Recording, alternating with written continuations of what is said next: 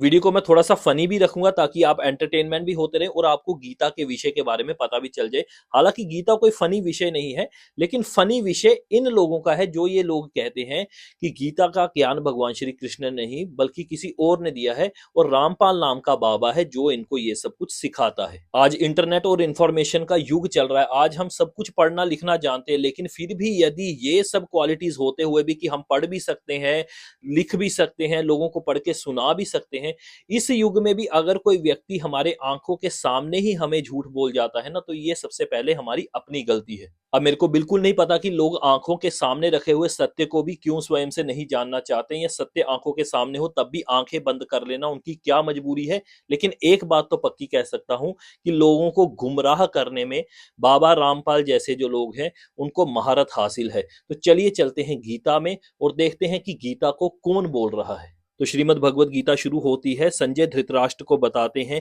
कि उनकी सेना में और शत्रु पक्ष में क्या चीजें चल रही हैं, और यही बताते हुए सबसे पहले पहले अध्याय का 15वां श्लोक, श्री कृष्ण महाराज ने पंचजन्य नामक अर्जुन ने देवदत्त नामक भयानक कर्म करने वाले भीमसेन ने पौंड्र नामक महाशंख बजाया। तो यहां से हमें पता चल जाता है कि श्री कृष्ण का सबसे पहला नाम कहां पर आया है। अब अगले श्लोक पर चलते हैं। आगे हमें पता चलता है भगवत गीता पहला अध्याय 20 और 21वां श्लोक, हे राजन, इसके बाद कपिध्वज अर्जुन ने मोर्चा बांधकर डटे हुए धृतराष्ट्र संबंधियों को देखकर उस शस्त्र चलाने की तैयारी के समय धनुष उठाकर ऋषिकेश श्री कृष्ण महाराज जी से कहा, हे अच्युत, मेरे रथ को दोनों सेनाओं के बीच में खड़ा कीजिए। अब आप तो ये जानते ही हैं कि अच्युत और ऋषिकेश किनका नाम है। यदि आपको इसमें भी कोई शंका है तो रामपाल जी के चेलों से मैं कहना चाहूंगा कि आप एक बार जरा ग्रंथ खोलकर देख लीजिए कि ये किसके नाम है, और जिसके भी ये नाम हो वो आप जरूर मेरे को कमेंट में बता सकते हैं। अगर श्री कृष्ण के अलावा भी ये किसी और का नाम निकलता है तब मैं आपसे बात करूंगा। आगे चलते हैं पहले अध्याय का 24वां श्लोक, हे धृतराष्ट्र, अर्जुन द्वारा इस प्रकार कहे हुए महाराज श्री कृष्णचंद्र ने दोनों सेनाओं के बीच में भीष्म और द्रोणाचार्य के सामने तथा संपूर्ण राजाओं के सामने उत्तम रथ को खड़ा करके इस प्रकार कहा, हे पार्थ, युद्ध के लिए जुटे हुए इन कौरवों को देख। आगे हम देखें पहला अध्याय 28वें श्लोक में अर्जुन कह रहे हैं, दृष्टवा इमं स्वजनम कृष्ण। यहाँ पर श्री कृष्ण को कृष्ण कहकर ही पुकारा जा रहा है। युद्ध क्षेत्र में डटे हुए युद्ध के अभिलाषी इस स्वजन समुदाय को देखकर मेरे अंग शिथिल हुए जा रहे हैं। आगे पहला अध्याय 31वां श्लोक है, हे केशव, लक्षणों को भी विपरीत ही देखता हूं तथा युद्ध में स्वजन समुदाय को मारकर कल्याण भी नहीं देखता हूं। यहाँ पर श्री कृष्ण को केशव कहकर पुकारा जा रहा है। अब केशव कौन है वो तो आप मेरे को शास्त्रों से ही साबित करेंगे। इसी के अगले श्लोक पहला अध्याय 32वें श्लोक में भी कह रहे हैं, ना काक्षे विजयम कृष्ण।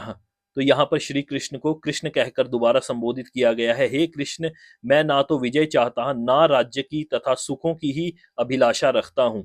हे गोविंद, हमें ऐसे राज्य से क्या प्रयोजन है अथवा ऐसे भोगों से जीवन से भी क्या लाभ है। यहाँ पर श्री कृष्ण और गोविंद दोनों कहकर पुकारा गया है और मुख्य श्लोक में भी दोनों नाम है।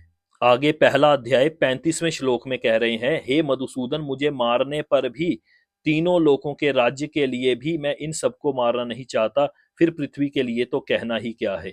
यहाँ पर श्री कृष्ण को मधुसूदन कहकर पुकारा गया। अब मधुसूदन कौन है यह तो आप ही हमें शास्त्रों से बेहतर बता पाएंगे। इसी के अगले श्लोक में भगवान श्री कृष्ण को जनार्दन कहकर पुकारा गया है और उसके अगले श्लोक में माधव कहकर उनको पुकारा गया है।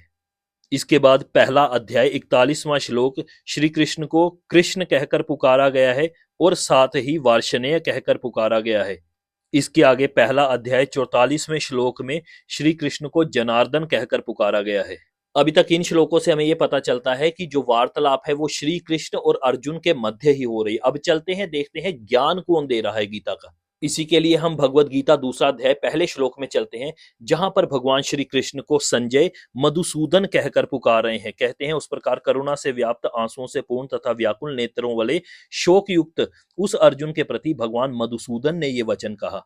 अब मधुसूदन कौन है ये तो हमें शास्त्रों में से आप बताएंगे। ये सारी चुनौतियां आपको ही दे रहा हूं, श्री कृष्ण के अलावा ये कौन है ये बताइए। आगे चलते हैं तो दूसरा अध्याय चौथे श्लोक में भी भगवान श्री कृष्ण को यहाँ पर मधुसूदन कहकर बुलाया गया है और अरिसूदन कहकर बुलाया गया है।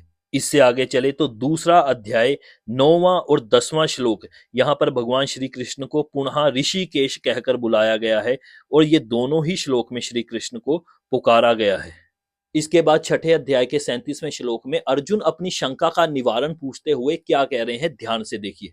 अर्जुन कहते हैं, अयति श्रद्धया उपेत योगात चलित मानस अप्राप्य योग संसिद्धम काम गतिम कृष्ण गच्छति। यहां पर भगवान श्री कृष्ण को पुनः श्री कृष्ण कहकर पुकारा गया है। हे श्री कृष्ण, जो योग में श्रद्धा रखने वाला किंतु संयमी नहीं है, इस कारण अंत काल में जिसका मन योग से विचलित हो गया है, ऐसा साधक योगी योग की सिद्धि अर्थात भगवत साक्षात्कार को न प्राप्त होकर किस गति को प्राप्त होता है। इसके बाद छठे अध्याय के 39वें श्लोक में अर्जुन पुनः कहते हैं, एतत में संशयम कृष्ण छेतुम, यानी कि हे श्री कृष्ण, मेरे इस संशय को संपूर्ण रूप से छेदन करने के लिए आप ही योग्य हैं, क्योंकि आपके सिवा दूसरा कोई इस संशय का छेदन करने वाला मिलना संभव नहीं है। इसके बाद अंतिम अध्याय 18वें अध्याय के अंतिम श्लोकों में अर्जुन का मोह भंग हो चुका है, अब वह मोह में नहीं है। फिर वो क्या कह रहा है, ध्यान से सुनिए। यहाँ भगवत गीता 18वां अध्याय 73वें श्लोक में अर्जुन कह रहे हैं, नष्टः मोह स्मृति ही लब्धा तत्व प्रसादात मया अच्युतः। यहाँ पर भगवान श्री कृष्ण को अच्युत कहकर पुनः पुकारा गया है और इस वक्त तक अर्जुन का मोह भी खत्म हो चुका है। हे अच्युत, आपकी कृपा से मेरा मोह नष्ट हो गया है और मैंने स्मृति प्राप्त कर ली है। अब मैं संशयों से रहित होकर स्थित हूं, अर्थात वह इस वक्त संशयों से भी रहित है और कहता है, आपकी आज्ञा अनुसार मैं कार्य करने को तैयार हूं, अर्थात आपकी आज्ञा का पालन करूंगा। 18वें अध्याय में जब अर्जुन बोलना बंद कर देते हैं, तब संजय पुनः धृतराष्ट्र को बताते हैं कि मैंने यहाँ पर क्या क्या देखा है।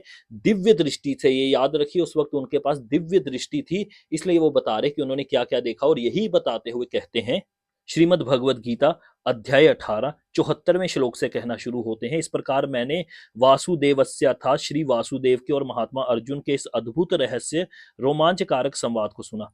किसके सुना? श्री वासुदेव के। अब ये श्री वासुदेव कौन है, ये तो हमें ग्रंथों से ही आप बताएंगे। वसुदेव नहीं है, वासुदेव है।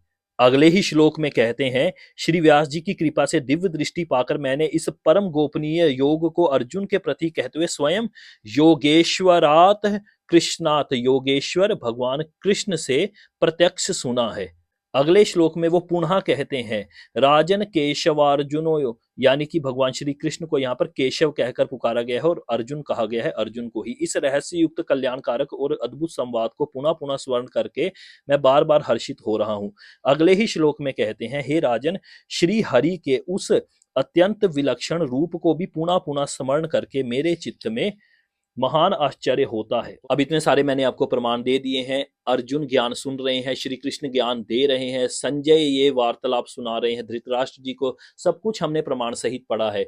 अब इन प्रमाणों को देखकर भी यदि कोई नकार देता है या नहीं मानता है, तो उसमें हमारा कोई कसूर नहीं है, ये उसका अपना कसूर है। और ये जान लीजिए कि शायद उसकी बुद्धि किसी प्रकार भ्रष्ट हो चुकी है, जो वो ऐसे लोगों के चक्कर में आ रहा है जो उनको गीता नहीं पढ़ा रहा, बस गीता के चंद गिने चुने श्लोक ही पढ़ा रहा है। आप सबने वीडियो को यहां तक देखा है, आप सबका बहुत बहुत आभार। अगली वीडियो में मिलता हूं। हरिओम, नमस्ते।